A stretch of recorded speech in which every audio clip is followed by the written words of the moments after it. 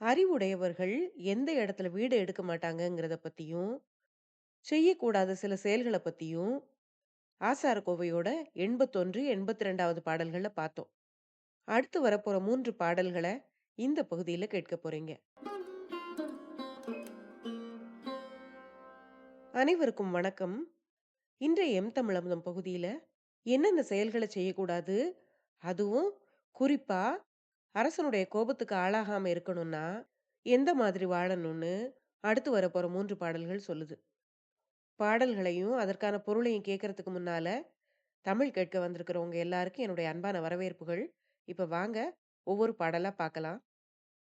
ஆச்சார கோவையின் 83வது பாடல்.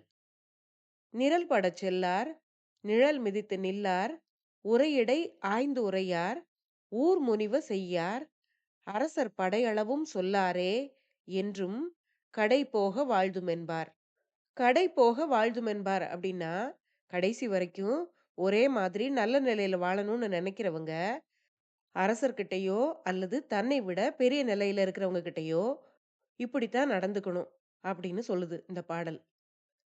முதலாவதா சொல்லப்பட்டிருக்கிறது நிரல் படச் செல்லார். இப்ப அரசனோ தன்னை விட பெரியவங்களோ முன்னால நடக்கும்போது அவருக்கு ரொம்ப பக்கத்துல வரிசை கட்டி போற மாதிரி அடுத்து நெருங்கி போகக்கூடாது. ரெண்டாவதா நிழல் மிதித்து நில்லார். இப்ப அவங்க நிக்கும்போது அவங்க பக்கத்துல அவங்களுடைய நிழல மிதிச்சு நிக்கிற மாதிரி நாம நிக்கக்கூடாது. அடுத்ததா உரையிடை ஆய்ந்துரையார். தனக்கு முன்னால அரசரோ ஒரு பெரியவரோ பேசிக்கிட்டு இருக்கும்போது தான் முன்னாலேயே ஆராய்ச்சி செய்து எதையும் சொல்லாம அந்த நேரத்துல தான் ஆராய்ச்சி செய்து எதையாவது சொல்லக்கூடாது. அதாவது பெரியவங்க பேசிக்கிட்டு இருக்கும்போது தானும் ஏதாவது இடையில ஆராய்ச்சி பண்ணி இடையில பேசக்கூடாது அப்படின்னு சொல்றாரு. அடுத்ததா ஊர் முனிவு செய்யார். முனிதல்னா வெறுத்தல். ஊர் மக்கள் வெறுக்கும்படியான காரியங்கள செய்யக்கூடாது.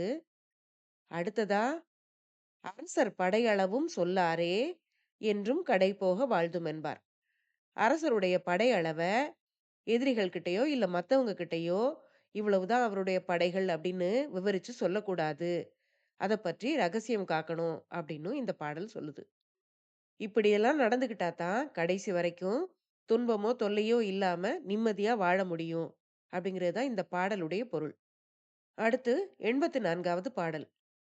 அலையுறை பாம்பும், அரசும் நெருப்பும், முளையுறை சீயமும் என்றிவை நான்கும், இளைய, எளிய, பயின்றன என்றெண்ணி, இகழின் இழுக்கம் தரும்.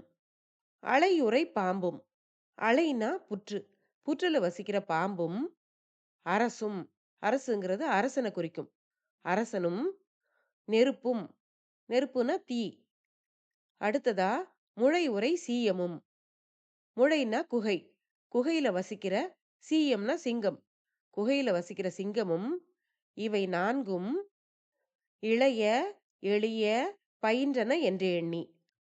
பாம்பு, அரசன், நெருப்பு, சிங்கம் இதெல்லாம் ரொம்ப இளையது. அதாவது வயசுல குறைஞ்சதுன்னோ, எளியது ரொம்ப சாதாரணமானது அப்படின்னோ, பயின்றன என்று நமக்கு நல்லா பழகுனதுன்னோ நினைச்சு, நாம அத இகழின் இழுக்கம் தரும். அதை இகழ்ந்தா அல்லது இளக்காரமா நினைச்சா, அது நமக்கு துன்பத்த தரக்கூடியதா இருக்கும் அப்படின்னு சொல்றாரு.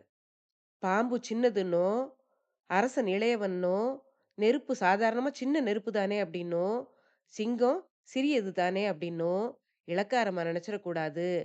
அப்படி நினைச்சோம்னா, அது நமக்கு துன்பத்தை தரும் அப்படின்னு இந்த பாடல் சொல்லுது. அடுத்ததா 85வது பாடல்.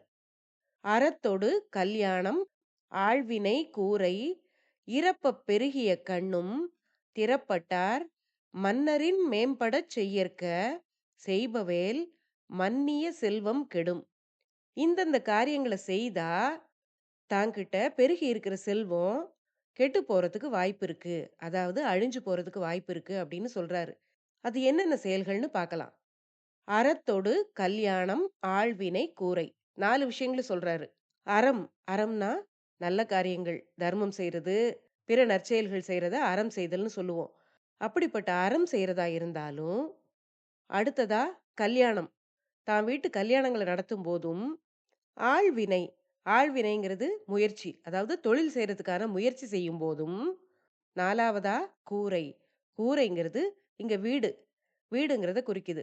வீடு கட்டும்போதும், "இறப்பப் பெருகிய கண்ணும் திறப்பட்டார் மன்னரின் மேம்படச் செய்யற்க."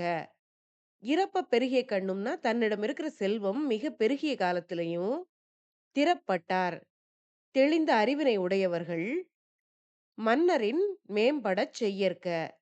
மன்னரை விட அதிகமான முறையில செய்யக்கூடாது. அறம் செய்றதா இருந்தாலும், மன்னர விட குறைவா தான் செய்யணும். கல்யாணம் பண்றதுனாலும், அது மன்னர் குடும்பத்தில நடக்கிறத விட கொஞ்சம் குறைவான முறையில தான் பண்ணணும்.